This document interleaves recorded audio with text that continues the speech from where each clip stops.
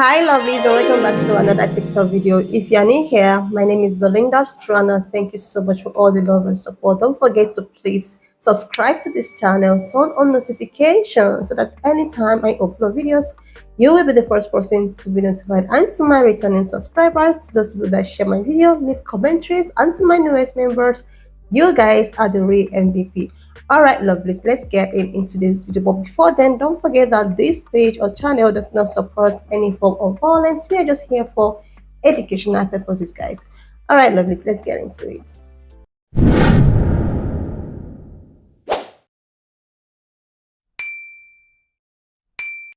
So lovely. So I came across this video on my For You page on TikTok and I found it very interesting. Where this George Frosser have a lot to tell black people. He actually called out black people to, stop with the acts and just work on yourself. He encourages black people to do a lot of things for themselves, because if you feel that they are actually waiting for what other folks gonna do for them, that they are actually wasting their time, because these other folks, they keep on waiting for maybe reparation and all of that, is actually busy building and trying to also favor their next generation. But why black people just sit down and wait for what's this what I mean, have to offer in the table, guys? I'm just gonna roll the clip as well as the stitches I was able to put together, guys. Just leave me your own thought in the comment section of what you think of this video, and do not forget that this channel does not support any form of violence. We are just here for educational purposes, guys.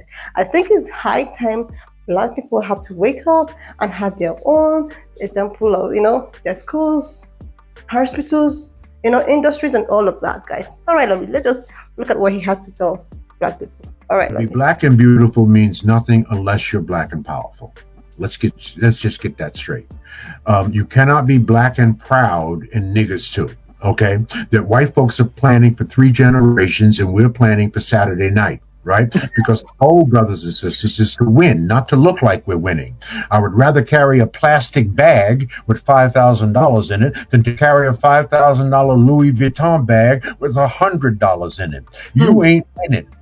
Louis Vuitton is winning, Nike is winning, Gucci is winning, Armani is winning. You ain't winning. We are the consumption class. They are the merchant class. They make stuff, we buy stuff. It is interesting to me that the rich stay rich by pretending to be poor, and the poor stay poor by pretending to be rich. Right? We got the shit ass backwards. Nothing changes, and all the statistics tell us this. The Institute of Policy Studies, April 2017, the economic state of Black America said, and I give you the final quote from that 300-page study, which no Negro read. Basically said that by 2053, 10 years after the majority becomes the minority, if nothing changes among African Americans, household median wealth will be zero. Zero. In effect, we will have worked our way into a second slavery. Try to operate in a market-based economy and a democratic capitalistic society without money. Let's see how that works for you. Oh man, it's on us. And ain't nobody fixing us but us. White people are not fixing black people. It's been 400 years and we ain't fixed. It ain't their job. People are not even thinking about black people. And I'm not hating on white people. I'm just telling the truth. You know who white people are thinking about? They're thinking about white people. They're thinking about their wives, their children, their communities, their schools, their businesses, and your pockets. That's what they're thinking about. A lot of black people don't want to hear this, but it must be said. America is not going to give you reparations. They're not going to give you reparations. In order for that America to give you reparations, you have to be in a position of power. You can't demand reparations from a position of weakness. You need to ask or demand reparations from a position of power. Economic power. So that means black people have to start doing a lot better economically. We need to start producing things. And we need to start gatekeeping our culture so that way we can produce it and be the sole beneficiaries of our culture and what we produce. Our form of reparation is going to come when we win. When we come together and we win and create our own communities, create our own cities, and be economically independent of America, that's the only time we can win. And that in itself would be a form of reparations. I know you want, land, you want money, you want, you want to be whole. I understand that. Reparations should be given to black people. I understand that. You have every right to demand reparations, but it's never going to be given to you because they simply do not care about you. They had 400 years to care, 400 years to do the right thing, and they have not done the right thing. So we have to dig deep within ourselves. I speak for myself included. We as black people as a whole, in America, in the Caribbean, in Africa, we need something big. We need to dig deep. We need to search within ourselves in order to create a better life for our future. Because things look bleak. This ongoing fighting between black men and black women, that needs to stop. We need to do better. We need to do better. I don't know about you. 2053, if that is accurate, what he said, I have no interest in being a slave. I don't know about you. I don't have any interest of being a slave. Another thing too,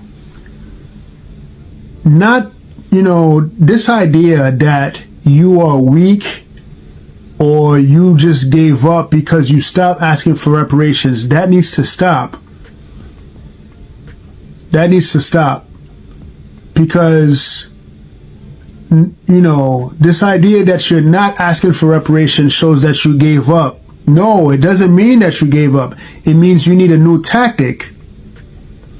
This idea that if you don't ask for reparations that all things are lost. No, all things are not lost. You just need a different strategy.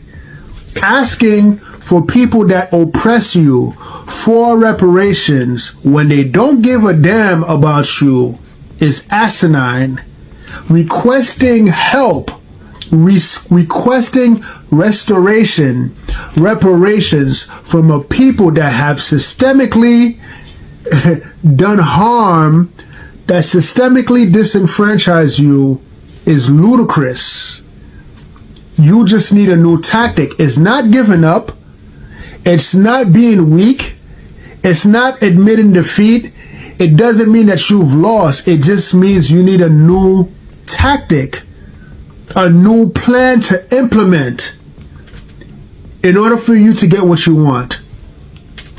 There's a saying, the best form of revenge is to live good. The best form of revenge is to live a good life. You don't even have to lift up a finger.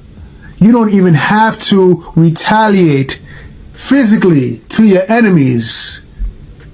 Just live a good life and your enemies will feel some type of way. And this is what I'm saying to black people. If you want reparations, you are going to have to provide it for yourself. It's unfortunate, but it is what it is. And I think what's the most craziest part about that whole video, and shout out to George Fraser, bro, because he is really hitting pinpoints on that video, is that every name brand that every person has on is originally taken from our heritage. The patterns, all of that, from Versace to Louis Vuitton to all of that, that all comes from our ancestors and our heritage that was stolen from us. And yet they took it and they put it inside of these stores to have you go buy it at a high price. And you thinking that you stunting. That man said that the white people are preparing. They are preparing while we are preparing for Saturday night. We're preparing for that quick flex on Saturday night. And yet we have no community. As a black community, we have no community. We're steady killing each other, taking each other off the map to make their army bigger while ours is getting smaller. Yet they stole from us. They stole our patterns and put a darn name on it and said it was theirs. Hey, go buy it for $500. Hey, go buy it for $1,500. And you in line going to go buy it, not knowing that maybe your great grandmother was the creator of it, and you freaking putting it on for $1,500. Listen, I've always said this, and this is not to be funny or anything, but white people are ready. They ready. They clicked up. They are clicked up ready. They don't care. Us, on the other hand, we are so at war with ourselves and each other to the fact that we can't even come together as a community. We can't even come together as a community because if we do, either A or B, either they think we talking about each other or we trying to belittle each other, when all in actuality, we trying to bring each other together. It's not a fashion show. It's not a competition. We need togetherness. You ever wondered why they got us so divided? I wonder if we all came together and started loving each other. It's our love that's powerful. That they're scared of. They're scared of our love. They're not scared of us running around toting guns. They scared of us connecting. Black unity. Black divinity. Black father. Black mother. Togetherness. That's what they're scared of. But we steady shooting at each other and talking about each other and laughing at each other and trying to be in the club with each other, listening to low vibrational music to make us change our mood. Do you not know frequencies change your mood? Just from the tone and the bass on the beat can change your mood in a snap of a finger. Make you want to do something to somebody just because the beat is telling you to. And then come to find out you standing next to your brother. That's your brother in war. And you want to kill him or you want to kill her. Like, y'all, come on, man. We got to do better. We need to get together. Like, what? What up, kinfolk? That was a great piece there with Mr. Dr. Frazier. You should take a chance and go back and listen to the rest of that. The thing about it, if you read it, it says what the median household income will be by the year 2053 for the black household. This generation will be the first generation to not do better than the one that preceded it. And the reason why is because of mindset. We are more informed as to what we need to do where finance is concerned than we ever have been before. But our mindset is still buy when it should be sell. So we got to understand what the difference between being rich and being wealthy is. When you rich, when you die, the money dies. When you're wealthy, you can pass and you still have something left to give to your children. Peace. Is it really possible for people who celebrate those antiques, who are always thinking about heaven, who are waiting for the second coming, and who don't want to go to hell, to actually create wealth when don't store up treasures here on earth where moths eat them and rust destroys them, and where thieves break in and steal? Store your treasures in heaven where moths and rust cannot destroy and thieves don't break in and steal. Wherever your treasure is, there the desires of your heart will also be. Your eye is like a lamp that provides light for your body. When your eye is healthy, your whole body is filled with light. But when your eye is unhealthy, your whole body is filled with darkness. And if the light you think you have is actually darkness, how deep that darkness is. The Old Testament says a good man lays up treasures, inheritance for his children's children.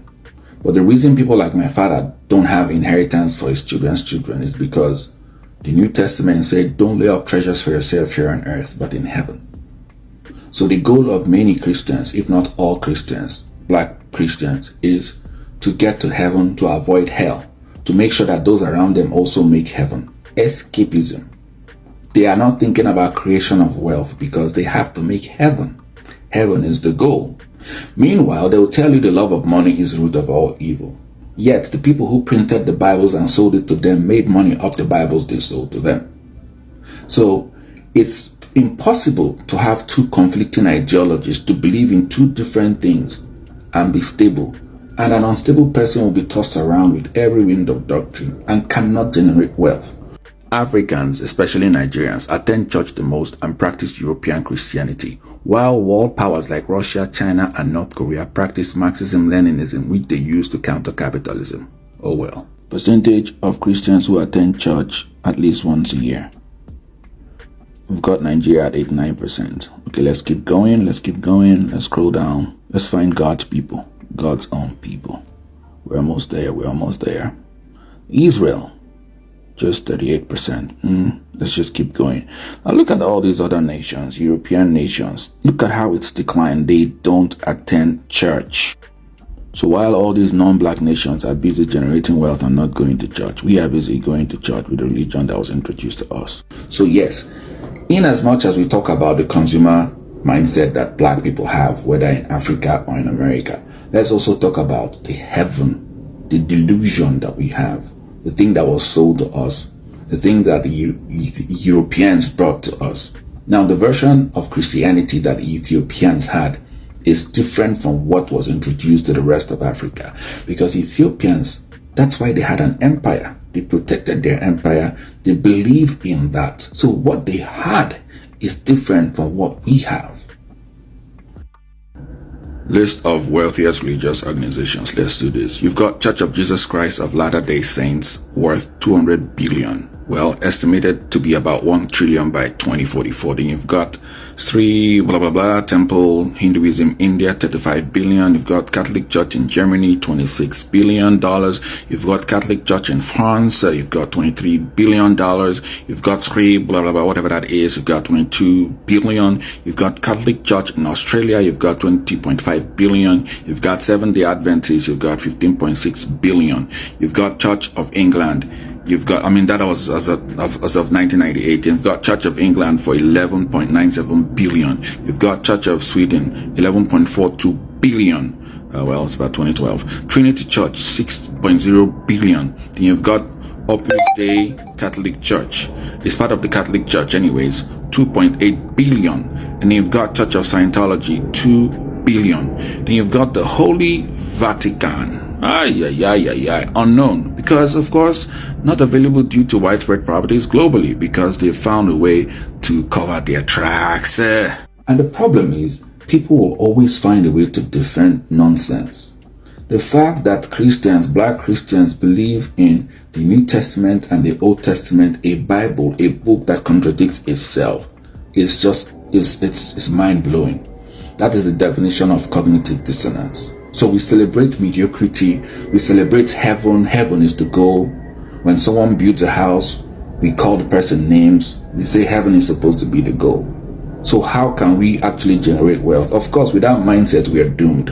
We're a doomed race if we keep practicing Christianity. I really think Europeans it's making a lot who brought of the sense. Bible The don't more even attend church we like us. tell ourselves the truth, the more We we have succeed. heaven. The more we forget about what we need, or do how we're supposed to be reparated, or how we're supposed to be paid back about what we have passed through during the past days and all of that, the better for us. The more we begin to own our own businesses, like black businesses, black schools, or even hospitals, industry, we end up spending money. We end up spending money on Gucci's and all of that expensive things, but we do not have our own. Like, we just need to, we need to make our own. Because in terms of all this industrialization, building the foundational wealth and all of that, it's as if, the black community is actually lacking behind. And we tend to spend more money to get these things. Meanwhile, we are not even producing it. So the more we come together to start producing stuff like this, to start owning our own industries, we will not be waiting for anyone for reparation. We will not be waiting for anyone to come help us or to come to our aid. I thank God that the society is, opening their eyes and growing and all of that. There are a lot of, people of colors, professions and all of that. There were a lot of them. The more we build our professions, the more we build our businesses, the more we create our own wealth, the more we go out there and, build ourselves. We'll start or we'll stop depending on those people to come help us or liberate us, or we just wait around and wait for the reparation that is not even coming. We keep on talking about repression and all of that. Do you know how long this has been going? And they are not, that's just, having deaf ears about it. These people don't think about people of color.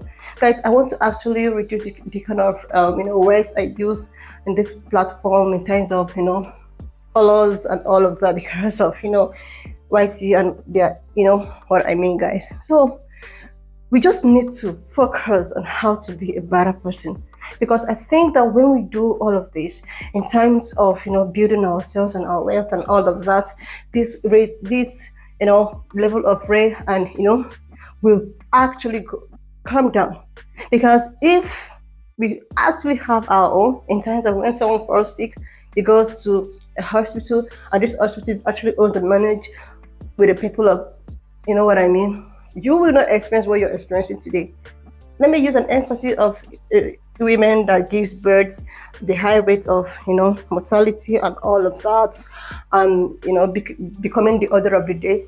Do you feel that, or do you think that when people of color owns their own obstetricians and hospitals and all of, they think that this rate will reduce? These people were like trying to okay, they owe us and all of that. They are not even thinking about black people. They are not thinking about people of color. They are thinking about how to create their own generational wealth. They are thinking about how to have this for their kids, or what to live for their kids, how the kids, we now we continue from where they stopped, and we are just here sitting around and waiting for them to come, give us the reparations and all of that, which is not even going to happen very soon. These people have the money. They rather, sponsor the Israel, than for them to create these reparations and all of it. So it's not left for you, or it's not left for us to create our own environment, that will suit us, so as to benefit our generations and generations yet unborn. I think this professor is actually making a lot of sense. And if you agree with him, you can just leave me your thoughts in the comment section. Or if you not agree with him, you can also leave me your own thoughts in the comment section, because we all are all here for the betterment of everyone. We all are all here to share ideas that will better the community, and we move forward. Guys, why not just leave me your own thoughts in the comment section if you watch up to this lesson. And do not forget that we're not supposed any form of violence. We're just here for educational purposes, guys. Please share this video, subscribe if you've not done that already. And if you're a returning subscriber from Belinda's channel, thank you so much for all the love and support. I actually miss posting on Belinda's channel, but that will be a video for another day. I am coming back full in Belinda's channel.